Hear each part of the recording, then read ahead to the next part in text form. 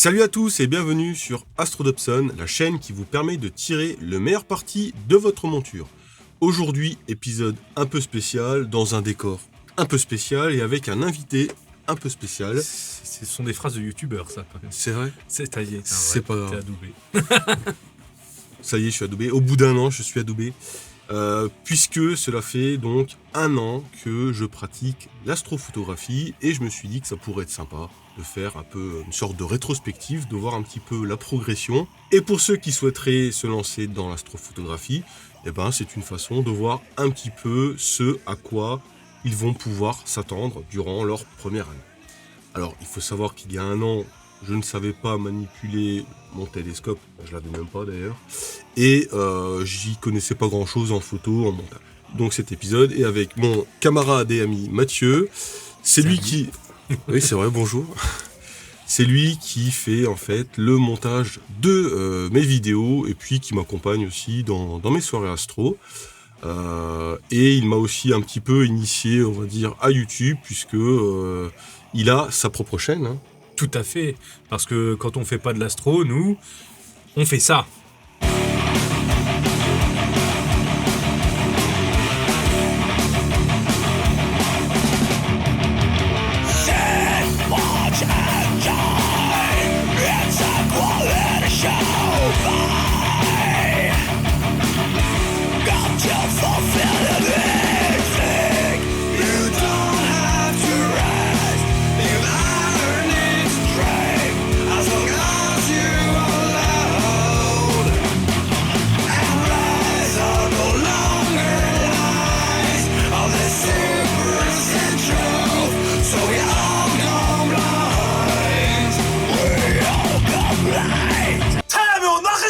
Là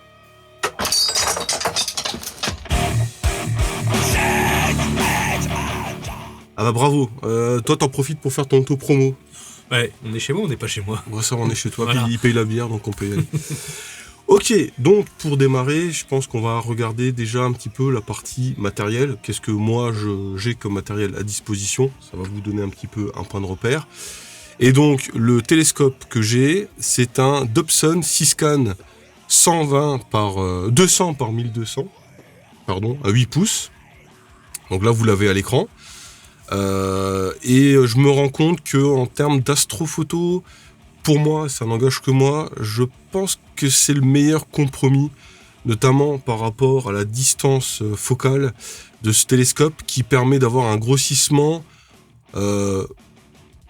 qui va pas être trop pénalisant pour les petits objets et qui va permettre de rentrer des objets qui ont déjà une taille un peu plus importante. On le verra après, notamment M31, M42, avec des focales un peu plus grandes.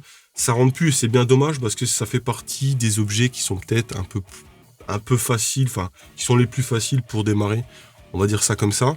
Et en termes de prise de vue, moi je dispose d'un Canon 600D que j'ai acheté chez EOS For Astro. Je vous le recommande vivement. Hein. Il ne sponsorise pas la vidéo. Hein. Il sait même pas que j'existe en gros. Mais donc je l'ai acheté chez lui en défiltré partiel. D'occasion, garantie 1 an. Et puis dès que j'ai eu des soucis, il répond tout de suite et de manière vraiment... on voit qu'il maîtrise son truc, donc si vous cherchez un revendeur fiable, allez-y, je vous mettrai le lien dans la description.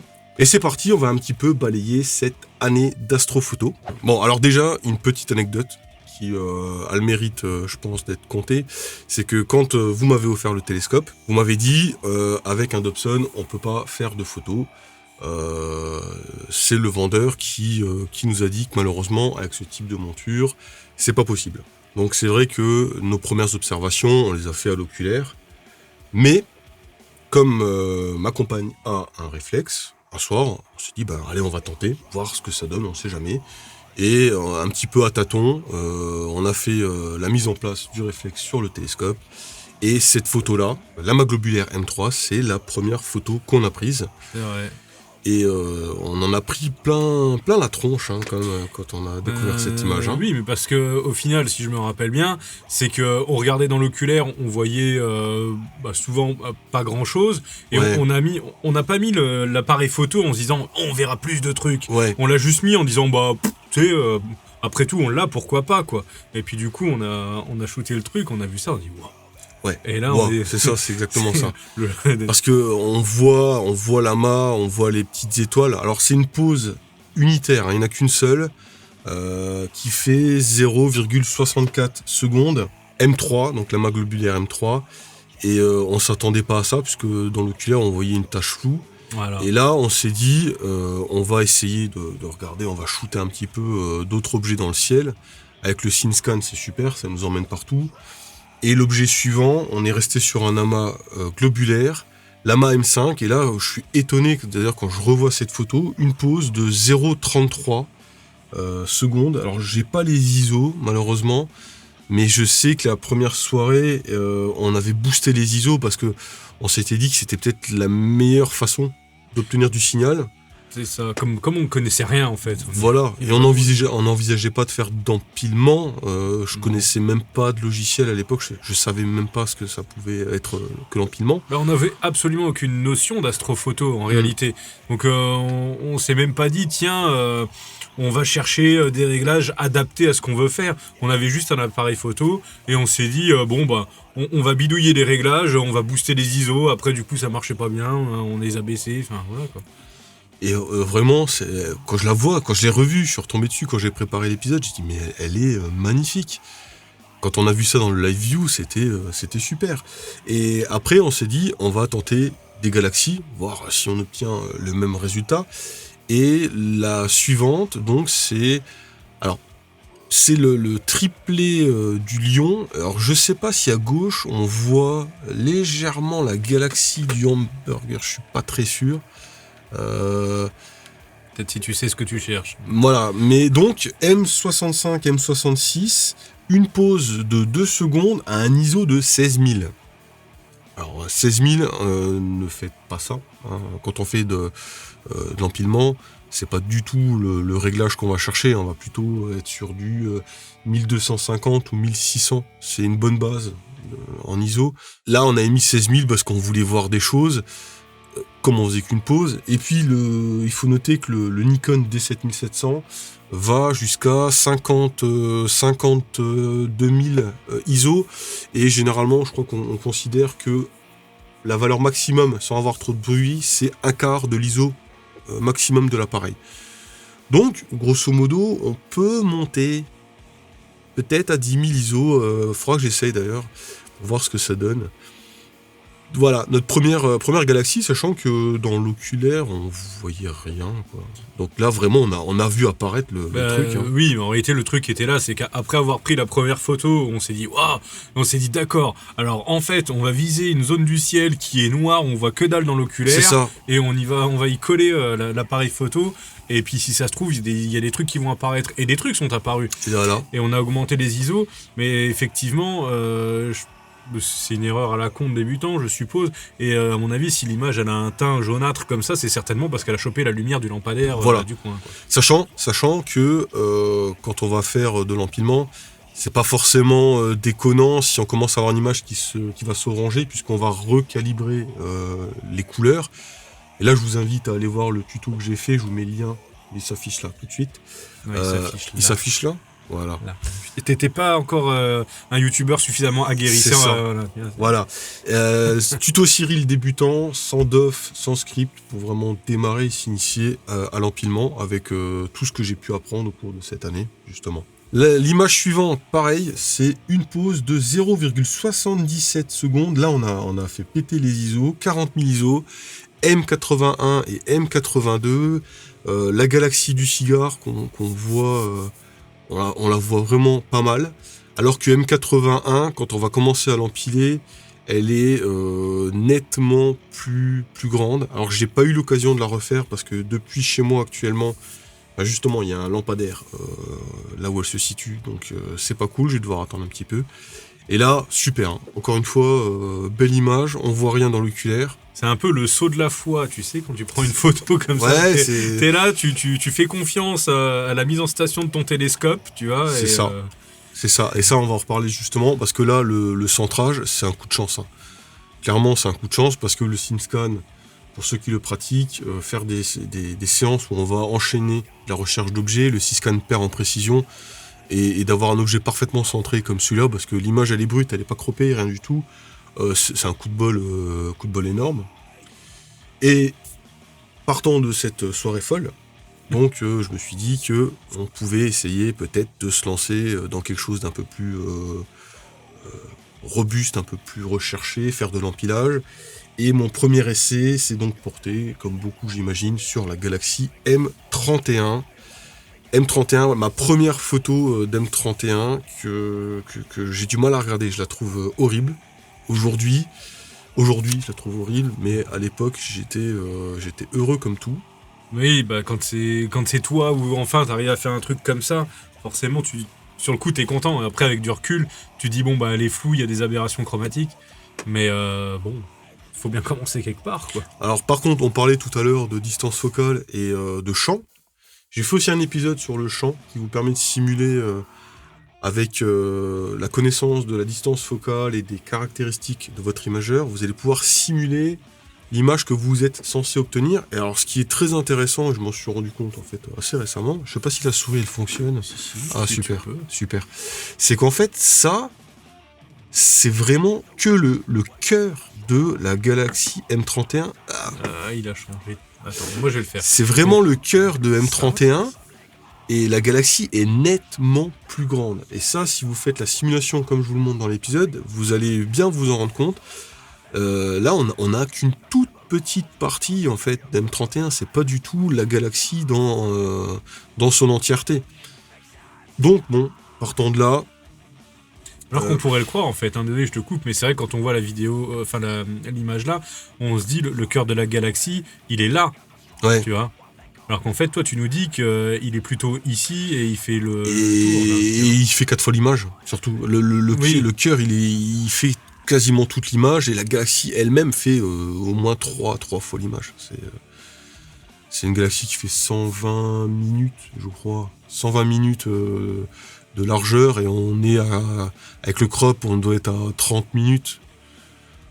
D'où l'histoire de l'épisode sur la profondeur de champ. C'est ça. Et donc le champ et comment on peut anticiper ça. Et donc du coup, le fait que le Dobson 1200 est un bon compromis parce qu'après, les objets vont commencer à sortir. M42, elle va complètement déborder. Donc voilà. Ça reste mon avis. Et pour la partie technique, 40 x 15 secondes, ISO 1200, avec à mon avis une collimation complètement dans les choux. Et je crois que cette image a été montée avec Deep Sky Stacker, que j'ai abandonné parce que clairement, le logiciel il est plus maintenu. Aujourd'hui, c'est un logiciel qui pour moi ne vaut plus rien par rapport à Cyril notamment. Et partant de cette image, la suivante, on revient sur un amas globulaire M13. Et là, vraiment, je pense que c'est la première image qualitative. On voit bien les étoiles jeunes, on voit bien les étoiles plus anciennes, donc le cœur qui est bien défini, les différentes couleurs d'étoiles, jaune, blanc, enfin on a un peu de tout. C'est là vraiment...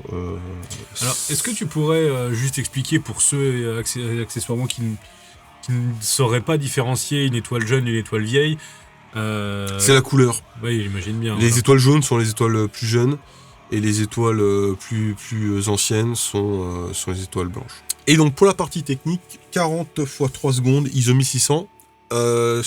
Les amas globulaires, c'est vraiment des bonnes cibles pour commencer.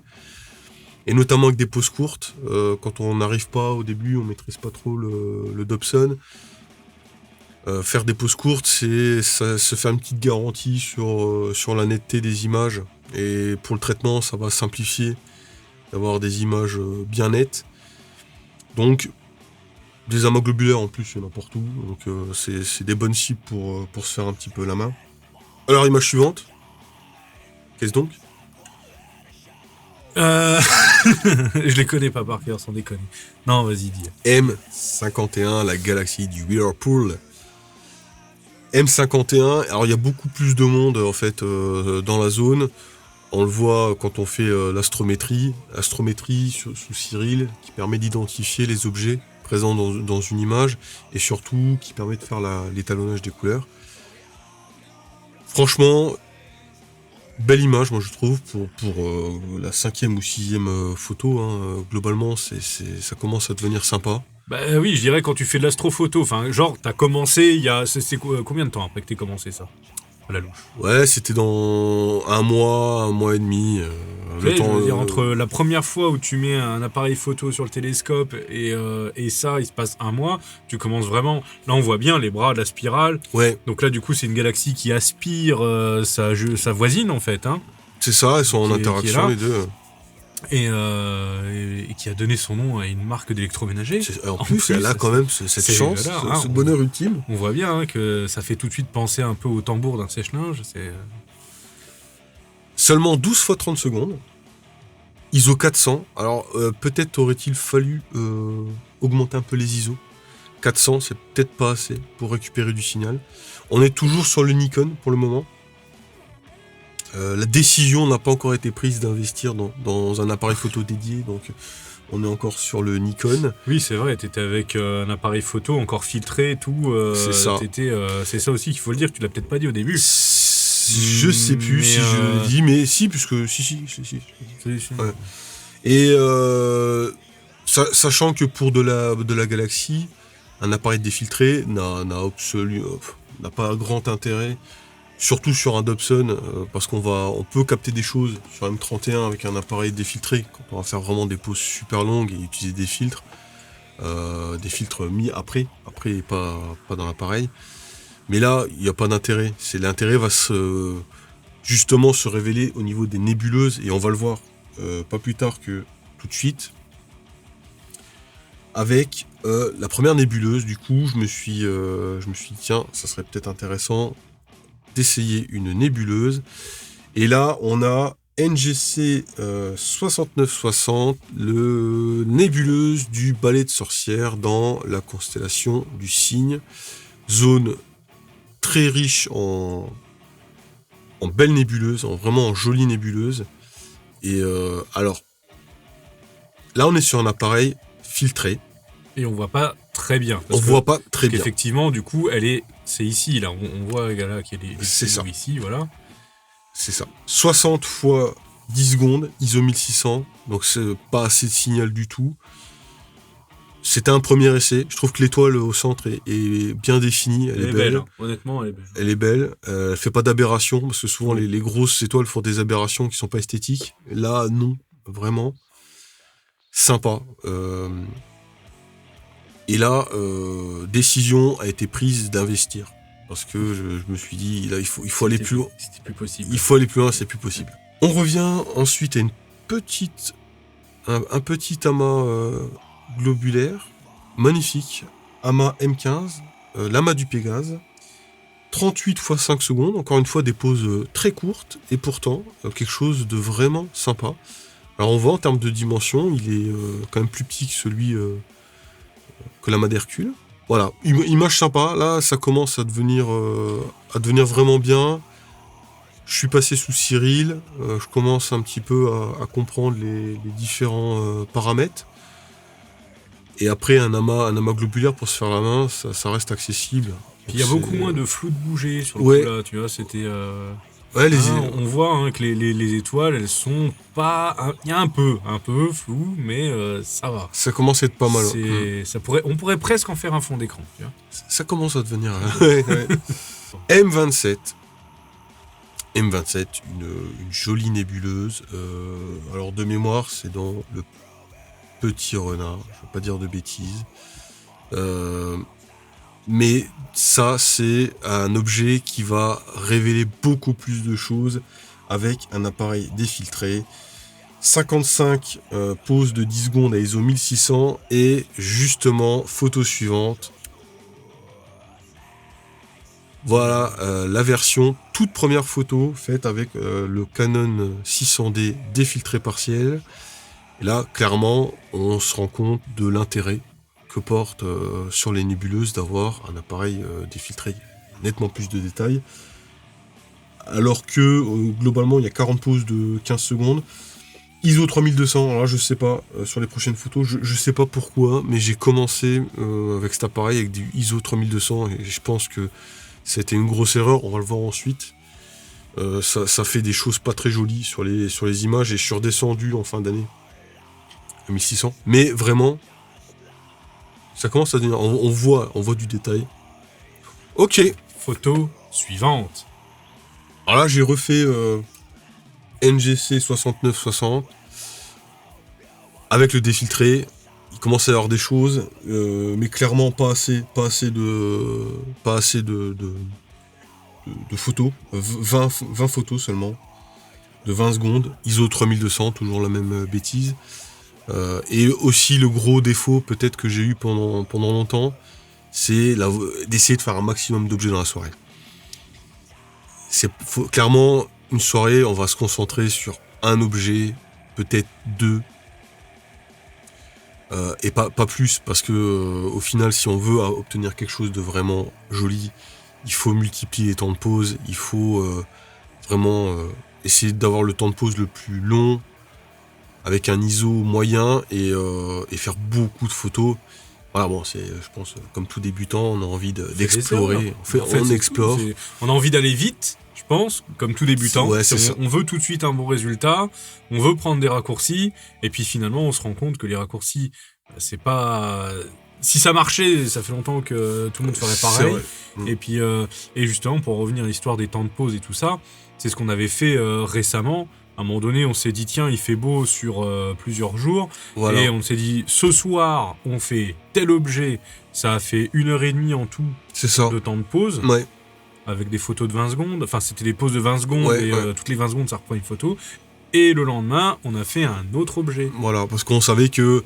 Alors, c'est vrai que cette année aussi, en 2021, le temps n'a pas été de la partie.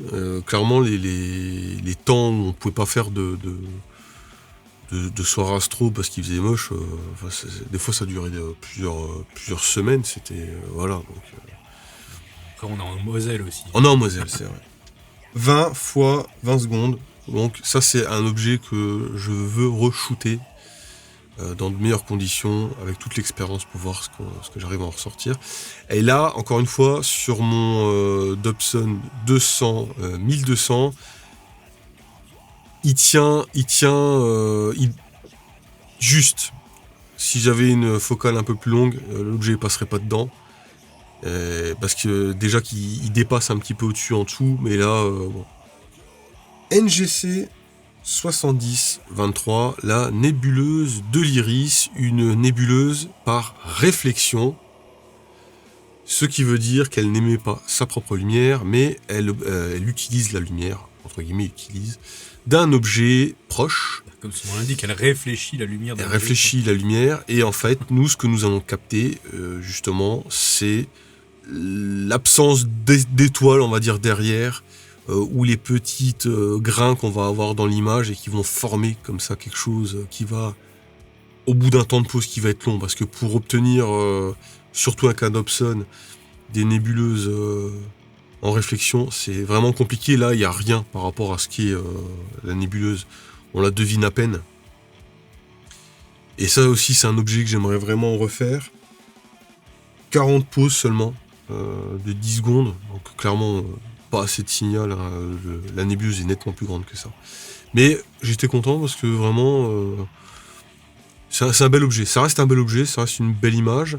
Pas centré, encore une fois. À l'époque, je ne connaissais pas encore la technique du plate solving. Donc, toutes mes photos, ou la plupart, je découvre au moment de l'empilement. Où est-ce que l'objet se situait. Beaucoup de nébuleuses, on les voit pas sur les brutes. Alors c'est ça aussi le truc, c'est que ne vous inquiétez pas si sur vos brutes, vous ne voyez pas l'image. Est-ce que, désolé de te couper, est-ce que du coup, là, tu peux nous dire, du coup, au bout de combien de temps tu as obtenu ça ? Là, on est 400 secondes. Non, pas le temps de pause, je veux dire... au bout de combien de temps ? Voilà, de pratique. Je pense 4 mois. On était à 4 mois à peu près. D'accord. 4-5 mois. C'est vrai que bon, quand on voit la toute première photo et celle-ci, et puis une intermédiaire, on voit quand même l'évolution. On voit une évolution, ouais. Ça, d'un côté, ça paraît lent, et en même temps, c'est quand même assez rapide malgré tout, quoi. Et juste un petit mot, bon, j'imagine que tous ceux qui suivent ta chaîne, ça ils le savent, mais pour ceux qui ne le sauraient pas, la petite croix là qu'on voit ici sur les photos, ça fait très joli, hein, mais ça du coup c'est dû à l'araignée du télescope. Machin. Image suivante. M16, hein, les fameux piliers de la création, avec des étoiles bien baveuses. Ouais, c'est le premier truc qui me choque, c'est Ouais. du flou de bouger de ouf. Et puis bon, voilà, les piliers de la création, faut savoir ce qu'on regarde, parce que c'est vrai que à côté d'une photo qu'on voit dans ciel et espace, on est loin du compte. Alors, on n'est pas en SHO, c'est pas la fameuse photo Hubble.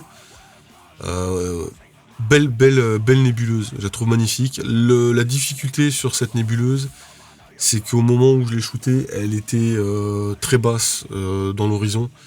Et c'est pas la meilleure condition pour prendre une photo, d'avoir un objet aussi bas dans le ciel, mais je voulais vraiment essayer de capturer cette nébuleuse. Et on a seulement 26 poses de 10 secondes. Alors en effet, les étoiles sont pas très jolies, mais ça donne des perspectives de faire mieux. Et Est-ce que tu peux expliquer pourquoi c'est compliqué de prendre un objet qui est bas dans le ciel? alors ça va être essentiellement pour moi aujourd'hui, je pense que c'est essentiellement par rapport au déséquilibre que l'appareil photo, que tout le matériel qu'on va aller mettre sur l'avant du Dobson, ça va créer un déséquilibre et le moteur il force pour monter. Et du coup, le suivi est pas top. Et en plus, proche de l'horizon, on va avoir tout un tas de déformations dues à l'atmosphère. Qui est plus épaisse.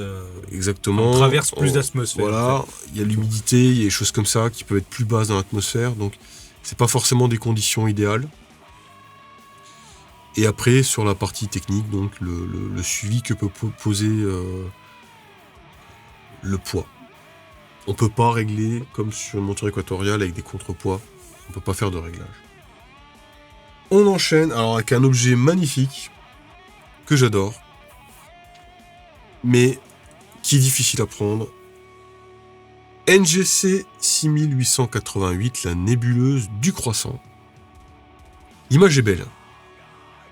La nébuleuse est belle. Alors la nébuleuse, ce qui est marrant, c'est que moins on a de détails, plus ça ressemble à un croissant. Et Oui, parce que là, plus voit on ici, va, plus on va aller chercher à la détailler, et moins ça ressemble à un croissant.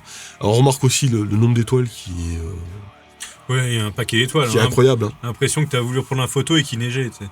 Alors là, on est dans la constellation du Cygne, on est en plein dans la Voie lactée. On est dans une région extrêmement dense en étoiles, donc c'est normal d'avoir cette densité-là. Et belle image, non? Pas mal, honnêtement, oui, pas mal. Impressionnant. Un par peu le nombre exagéré, la saturation de couleur est un peu exagérée. Ouais, je pense que ça, et de toute façon, c'est un défaut que tu as fini par régler au fur et à mesure, mais c'est surtout ce flou de bouger, en Oui. réalité, qui gâche un peu la fête, parce que effectivement, Oui. c'est plein d'étoiles, on voit la nébuleuse qui se détache un petit peu, il y a beaucoup de chouettes trucs. Après, je pense qu'en plus petit, d'ailleurs, je vais faire vu que c'est moi qui fais le montage, je vais faire un dézoom qu'on la voit en plus petit, et comme ça, on sera moins perturbé par ce flou de bouger, Ouais. et on verra là, comme ça. Là, on voit le potentiel. Quoi. Encore un objet que j'ai envie de refaire, hein, forcément. Oui, mais parce qu'en Du coup, fait, à ce moment-là, que- t'avais pas encore ouvert ta chaîne YouTube. Non, on en était loin. Décision n'avait pas encore été prise. Non, c'est vrai. Mais ça commençait à te trotter. Ouais, bah, encore une fois, objet complètement décentré. Pourquoi? Parce que quand on prend la photo, on ne sait pas du tout où on est. À moins de savoir qu'on peut se repérer sur les deux étoiles qui sont à gauche, qui pourraient éventuellement, quand on le sait, faire un point de repère. Mais, encore une fois, une image qui n'apparaît pas sur le brut, donc on ne sait pas où on est et on le découvre. Et le plate solving permet de résoudre ce souci-là, parce que le centrage se fait par résolution astrométrique, se fait par calcul, donc forcément c'est nettement mieux. NGC 7635, la nébuleuse de la bulle. Très belle image, Oui. très belle nébuleuse surtout déjà. Belle image. Je pensais pas avoir autant de détails avec des pauses de 15 secondes. 70 pauses. Pas de filtre d'amélioration de nébuleuse, hein, j'en ai pas. Donc on est juste sur le défiltrage de l'appareil. ISO 3200, encore une fois, je suis encore dans la période où je poussais trop les ISO.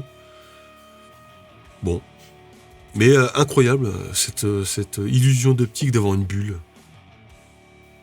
M17, la nébuleuse Omega. Alors, 130 x 6 secondes, là j'ai poussé. C'était la première fois où j'ai vraiment multiplié le nombre de photos. 130 photos. Sachant qu'à l'époque, non plus, j'étais pas relié non plus par ordinateur pour la prise de vue, ni pour le pilotage, ni pour la prise de vue. Donc j'avais même pas d'intervallomètre, donc c'était à la main avec la télécommande, à rester à côté, à appuyer, et 130 x 6, ISO 3200. M33, la galaxie du triangle. Là on est aussi sur 75 x 15. Là je pense que j'avais saisi qu'il fallait augmenter un petit peu le nombre de prises de vue, parce que là on commence à passer à du 70 poses. 75 poses de 15 secondes. ISO 1600, je suis redescendu, hein, on le voit qu'il y a moins de bruit quand même globalement sur l'image. Ça, elle révèle pas mal de choses. Pour un Dobson, c'est un résultat qui est assez intéressant. Et si on va un peu plus loin avec plus de signal, elle prendrait aussi toute la taille du champ. Donc encore une fois, 1200. Si on veut rentrer du M33, du M31, M42, sauf bien sûr, j'ai oublié de le dire, mais à ajouter un réducteur de champ. Et là, ça devient un peu plus compliqué pour la mise au point. Donc là, maintenant, j'ai voulu reprendre M31 avec plus de soin, me préparer bien mieux avant de shooter, et d'essayer aussi de faire un traitement photo un peu plus soigné, prendre mon temps. Et là, ça donne, si vous avez encore à l'esprit la première photo, quelque chose d'autre. C'est tout de suite, là, on voit réellement une évolution. Celle-ci, elle est propre quand même. Hein. Le centrage. Déjà. Et d'ailleurs, celle-ci, vous devez bien la connaître, puisqu'elle fait partie la plupart des miniatures de ta chaîne.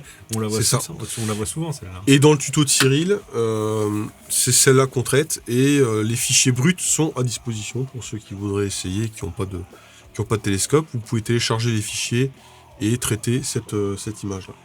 Alors, celle-là, je l'ai laissée, parce que c'est la preuve d'une connerie à pas faire.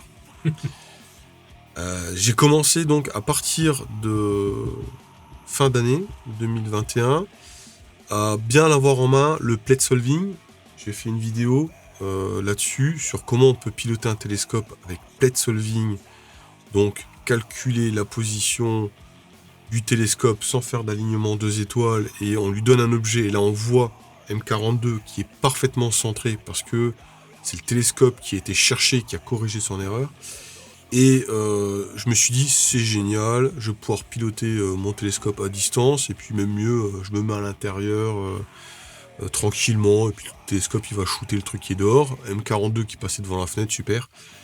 Alors clairement, on ne fait pas de photos avec un télescope à l'intérieur de la maison, et surtout en hiver. Et là, on le voit bien, la différence de température empêche la mise au point. Donc, en plus, vous n'allez pas le voir forcément sur au brut, mais quand vous allez commencer à travailler l'image, vous allez vous rendre compte que là, c'est juste pas possible. Voilà, maintenant je le sais. Et maintenant, je ne mets plus mon télescope à l'intérieur comme un couillon. Je reste moi à l'intérieur avec mon PC, mais le télescope, lui, il va dehors. NGC 2024. Là, du coup, c'était quoi le Galaxy? Tu l'as même pas dit. M42. Tu l'as pas dit le nom. Ah, la présente pas, M42. Mais si, c'est la galaxie du pigeon. M42, la galaxie du pigeon. On voit bien, regarde. Là, tu vois, t'as le bec, t'as l'œil, là, t'as les ailes ici, là. Tu vois, c'est vrai. La nébuleuse de la flamme. Alors, pourquoi ne pas avoir fait la tête de cheval en même temps, puisque les deux sont à côté? Et ben, c'est très simple, c'est que je l'ai fait, le même soir d'ailleurs, mais je me suis complètement vautré. Je sais pas ce que j'ai fait, et l'image est inexploitable, j'ai jamais réussi à en faire quelque chose. La flamme, heureusement, c'est mieux, petit résultat assez sympa. Et on voit en bas à droite, si je dis pas de bêtises, la nébuleuse NGC 2023. Juste là. Et là, l'étoile qui crée, donc, c'est...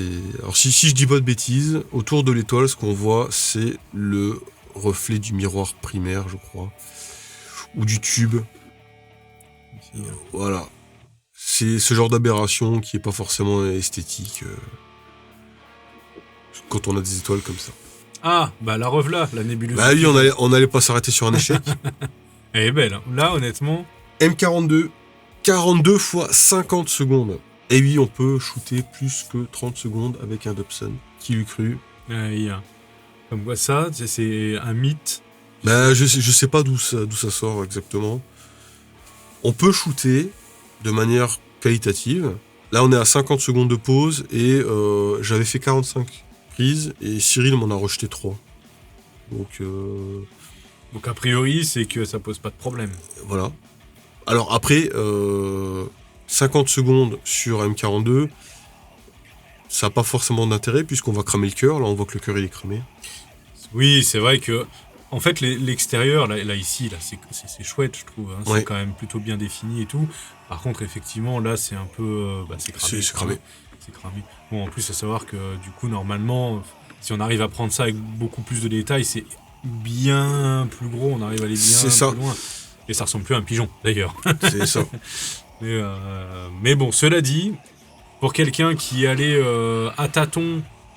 Parce qu'en fait, c'est ça aussi le truc, c'est que tu y es vraiment allé à tâtons tout seul, sans spécialement chercher des tutos, des machins comme ça. C'est ce qui t'a d'ailleurs donné envie de faire ta chaîne. C'est et ça. de faire tes tutos. C'est qu'à un moment donné, tu t'es dit, de toute façon, j'arrive pas à trouver les infos que je veux, j'y vais moi-même. Ouais, quand j'ai voulu faire le plate solving, d'ailleurs au début je savais même pas ce que c'était le plate solving, mais je me disais c'est pas possible un télescope comme ça, avec l'électronique qu'il y a et le fait qu'il soit en Wi-Fi, il doit y avoir moyen de faire quelque chose de plus assisté par ordinateur. Et j'ai pas trouvé de tuto qui explique vraiment la démarche du plate solving. Alors j'ai compris ce que c'était le plate solving, qu'a priori ça permettait de récupérer des coordonnées, etc. Et j'ai mis, je crois, 2 mois à mettre au point la méthode. 2 bons mois, notamment aussi à cause du temps, qui permettait pas de faire des essais. Et j'ai mis 2 bons mois à mettre au point la méthode et je me suis dit, mais c'est pas possible, il faut partager un truc comme ça. Et ça m'a donné envie de partager parce que plein d'infos ne sont pas disponibles sur le YouTube français. Là, pour le Dobson. Hein. Oui, pour le Dobson, évidemment. Et c'est là, effectivement, que c'est là que un peu tout est parti pour toi, parce que je me rappelle très bien, tu m'as envoyé un message, tu m'as dit bon sang, mais j'ai réussi à trouver le truc, mais j'ai jamais réussi à trouver les infos. Il a fallu que je les trouve moi-même. C'est ça. Et tu m'as dit ouais, franchement, je pourrais presque faire une chaîne YouTube. Et je t'ai dit bah fais-le. Et je crois en fait 3 jours. C'était parti. Ouais, je sais plus si c'est 3 jours après ou même le jour même où c'était réglé, t'avais fait ta chaîne. Quoi. J'ai pas fait l'épisode, mais ouais, c'était parti quoi. C'était le début d'une grande aventure. M101. Je l'ai retrouvé par hasard, celle-là. Alors, NGC 2024. M101. C'est des images dont je n'ai plus les brutes, donc j'ai pas pu retrouver en fait les caractéristiques de l'empilement. Je sais plus comment ça a été fait. À un moment donné, je suis arrivé en butée de mon disque dur, donc il a fallu faire un peu de place et voilà, je n'ai pas les caractéristiques. Alors que les gens normaux auraient acheté un disque dur externe. C'est ça. M101. Voilà, M101 avec Dobson. J'imagine 70 pauses, 15 secondes à peu près, ISO 1600 parce que aujourd'hui je ne prends plus qu'à 1600. Donc voilà. C'est vrai, le triplé du lion. C'est magnifique. Triplé du lion. Alors, le triplé du lion qui n'est absolument pas centré. Non, mais c'est magnifique. Et je vais vous expliquer pourquoi. Et d'ailleurs, on fera certainement un épisode là-dessus. Parce que le soir-là, il m'est arrivé un accident de télescope. Je croyais avoir cassé mon télescope. J'installe, j'étais prêt. D'ailleurs, on voit la qualité d'image parce qu'il y avait de la préparation derrière, j'étais prêt, ça faisait longtemps qu'il n'avait pas fait beau, et je voulais absolument faire cette image. Je vous rappelle que c'est l'une des premières photos qu'on a vues au tout début, hein, où on voyait les deux petites galaxies, hein, M65, M66. Donc je voulais refaire cette capture-là. Et en fait, le soir-là, à un moment donné, le moteur d'altitude a commencé à claquer. Et au lieu de monter, le télescope il s'est effondré, enfin le tube il s'est effondré vers l'avant. Et je me suis dit, wow, qu'est-ce qui se passe ? J'ai pété mon télescope. Et en fait, il devait certainement y avoir un défaut d'assemblage. Du coup, j'ai rentré tout le matos, je me suis dit, bah, c'est fini, machin. Et bon, on va essayer de démonter, voir ce qu'il y a. Et je me suis rendu compte qu'il devait y avoir un défaut d'assemblage sur mon télescope, qui est moins d'1 an. Et le système qui permet de désenclencher le moteur HALT s'était mis en route. Donc c'est un système qui empêche de casser le tube. Si par exemple vous le faites trop plonger, pour éviter que le moteur y force, il y a un système qui permet de désengager le moteur, enfin de désengager l'accouplement. Personne ne voit tes mains là en fait. Hein. Tu parles, tu fais des gestes, mais Ah merde, tiens. Donc un système qui permet de désengager l'accouplement moteur. Et du coup, il y a une vis qui vient pousser et elle s'était barrée. Et donc voilà, donc j'ai remis ça en speed et puis je me suis remis en disant la soirée n'est pas tout à fait perdue, il y a encore un peu de temps pour essayer de l'attraper. Et du coup, je l'ai attrapée rapidement et elle n'est pas centrée du tout. Et donc je pense qu'on va essayer de faire un épisode sur le réglage des moteurs. Parce que du coup, maintenant, j'ai appris comment on règle un moteur. Ah mais du coup, comment est-ce qu'une vis comme ça aurait pu se barrer ? Parce qu'il y a un contre-écrou. Et le contre-écrou ne devait pas être assez serré. Et comme on a des vibrations, le contre-écrou il s'est dévissé. Et la vis après, elle avait plus qu'à partir. Du coup, est-ce qu'il n'y a pas une sorte d'entretien à faire sur le télescope, ou en tout cas de révision, genre à chaque fois que tu le sors, ou tous les 3-4 fois que tu le sors, vérifier un peu certains points de serrage? Il y a un réglage à faire. Alors c'est sûr que comme tout appareil, il y a certainement du graissage à faire. Dans la notice, j'ai pas souvenir d'avoir vu qu'il préconisait un graissage, etc. Mais j'imagine que comme tout engrenage, il doit y avoir peut-être un graissage à faire de temps à autre. Mais en tout cas, il y a un réglage. Alors, si votre télescope saccade, notamment sur le moteur HALT, il y a certainement cette vis-là qui est trop serrée. Donc maintenant, je sais que quand elle est trop serrée, le moteur il est bloqué. Quand elle est un peu trop serrée, le moteur saccade. Et quand elle n'est pas assez serrée, le moteur il lâche et le tube il tombe. Et voilà, donc on arrive au bout. Et pour boucler la boucle, j'ai voulu refaire l'une des toutes premières photos que j'avais faites aussi. La première photo en empilement Cyril, M51, je l'ai refaite rapidement. Parce que c'était aussi en fin de soirée. Et je me suis dit, bon, on va se mettre dessus, on va la refaire. Et clairement, elle est nettement mieux que la première. Et elle peut être encore mieux. On a seulement 60 x 10 secondes à ISO 1600. Et cette tache rouge là qui me... Ouais, en plein milieu là. Là, ici. J'ai cette tache rouge sur quasiment toutes les images. Certains disent que c'est l'amplificateur du Live View qui en chauffant peut créer ce truc là. Donc je l'ai régulièrement, je l'ai pas tout le temps, c'est pas systématique. Donc il y a encore des choses à chercher là-dessus pour essayer d'améliorer le rendu.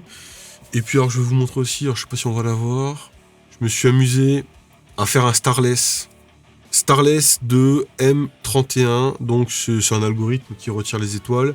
Alors on aime, on n'aime pas, beaucoup de gens n'aiment pas, moi au début j'aimais pas forcément. Par contre, ça présente un avantage énorme en traitement photo.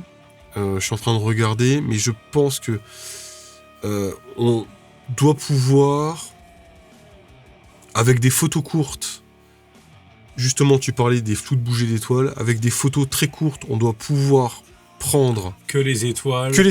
Ouais, je vois ce que tu veux dire. En fait, on fait en Starless, on fait la galaxie, enfin l'objet qui nous intéresse. Voilà. Starless, on le traite du mieux qu'on peut. C'est ça. Après, on prend d'autres photos exactement de la même façon, avec des photos plus courtes, sans bouger. Et les étoiles en fond, finalement, elles ont besoin de moins de traitement. Et après, on compile les deux. Voilà. Et comme ça, on aura des étoiles sans flou de bouger et un bel objet bien traité. Ouais, effectivement, c'est... Mais mine de rien, l'astrophoto, tu vois, j'ai l'impression que c'est un peu, c'est presque l'autotune, ce que l'autotune est à la musique, tu vois. C'est que de la couillonnade, tu vois. C'est Ah bah c'est du traitement, c'est photoshopé. Genre là il y a pas de, on se cache pas, personne. oui, parce que c'est impossible de toute façon. Avec les moyens actuels, on peut pas. Il y a le visuel assisté où normalement ça empile sans trop de traitement, qui permet d'avoir des choses assez sympas. Mais quand bien même, genre tu prends le Faucon Millenium comme ça, tu t'approches des objets suffisamment près, tu les verrais peut-être même pas comme ça. Je sais pas. Tu verrais peut-être plus comme ça, parce que comme les étoiles sont derrière toi. Ouais, il y aurait trop de... ouais. Donc il y a plus de chances que tu les vois comme ça qu'avec les étoiles. Et ce serait une question à poser au muséum des pourquoi peut-être. Ça serait intéressant. Ce serait intéressant de savoir. Comment est-ce qu'on verrait les objets si on pouvait s'en approcher physiquement, tu vois. Et voilà, on termine avec cette petite mosaïque. Je vous encourage d'ailleurs à faire ce genre de petite mosaïque chaque année pour voir un petit peu votre parcours, votre rétrospective de progression astrophoto.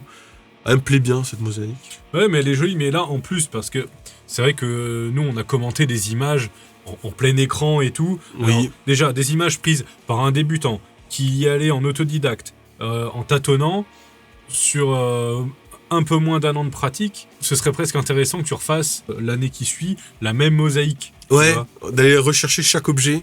Voilà. Et mais il y en a, dans le tas, ils sont quasiment tous prévus. Forcément, on a envie de faire déjà mieux, d'explorer peut-être aussi d'autres choses, d'aller chercher des objets un peu plus difficiles. Mais du coup, pour en revenir au fil rouge, c'est que... Donc voilà, ça a été pris par un débutant qui est en tâtonnant, etc. En plein écran, on se rend compte du flou de bouger des étoiles, du bruit qu'il y a sur l'image, etc., dû à des réglages d'ISO un petit peu hasardeux, etc., ou à un mauvais empilement. Mais là, chacune en petit, là, comme ça, franchement, c'est chouette. Ça, du coup, ça fait presque un joli fond d'écran. Ouais, comme ça, c'est vrai. pour Mais bien d'ailleurs, ranger les dossiers. C'est mon fond d'écran, d'ailleurs, sur mon PC. Voilà. Il est temps de conclure. Il est temps de conclure. Donc, en partant de zéro, en n'y connaissant rien du tout en photo et puis en astronomie, en pratique de l'astronomie tout court. Voilà ce que j'ai réussi à faire. Et sur la chaîne, vous trouverez tous les tutos que j'ai bâtis au fur et à mesure du temps de mes découvertes et qui m'ont permis de faire ça et qui vous permettront aussi certainement de progresser, de répondre à beaucoup de questions, surtout sur le Dobson. Je trouve qu'on a du mal à trouver en vidéo, hein, sur les forums on trouve des choses, dans les groupes d'entraide on trouve aussi souvent des réponses à des questions, mais les vidéos à regarder, ça a un côté quand même qui est plus agréable, et puis surtout quand c'est moi qui les monte. Et qui sont bien montés. N'hésitez pas, s'il vous plaît, dans les commentaires, à dire que le montage est magnifique, parce que le jour où il s'arrête de faire le montage, clairement, la chaîne s'arrête derrière, donc je suis pas en capacité, j'ai pas envie d'apprendre à monter des vidéos. Je pense qu'il y a déjà... Je passe tellement de temps sur la partie technique à trouver des choses intéressantes et qui n'existent pas, c'est un peu le concept. Faire des vidéos pour faire des vidéos, ça m'intéresse pas. C'est pas mon but, hein. Tant que j'aurai des choses à dire, je le dirai. Et le jour où il n'y aura plus rien à dire, je dirai plus rien. Je suis pas là pour faire du putaclic, et voilà. Et ben écoutez, j'espère que ce format un peu particulier vous aura plu. N'hésitez pas à me dire ce que vous en avez pensé. Si vous avez des questions par rapport à ce que vous avez vu, posez-les en commentaire. Je me ferai un plaisir de vous répondre. Et j'en profite pour remercier toutes les personnes qui se sont abonnées à la chaîne. Tous les commentaires que je reçois quasiment tous les jours, c'est incroyable, par mail, par Facebook, et sur la chaîne directement, sous des vidéos. Je m'y attendais pas à ça, clairement. Et merci à toutes les personnes qui sont devenues des copains, des astropotes maintenant, qui me suivent. Tu fais ta communauté des astropotes. Ouais, c'est incroyable. Une vraie petite communauté d'astropotes, des amis que j'espère rencontrer bientôt dans le cadre de Soir Astro ensemble, ce sera qu'un grand plaisir. Et il me reste plus qu'à vous dire à très vite pour de nouveaux tutos, et merci à Mathieu pour le montage. Mais de rien, ce sera un plaisir. Ce sera un plaisir. Ce sera un plaisir. Allez, maintenant t'arrêtes tes conneries, on va faire la musique. Allez, let's go.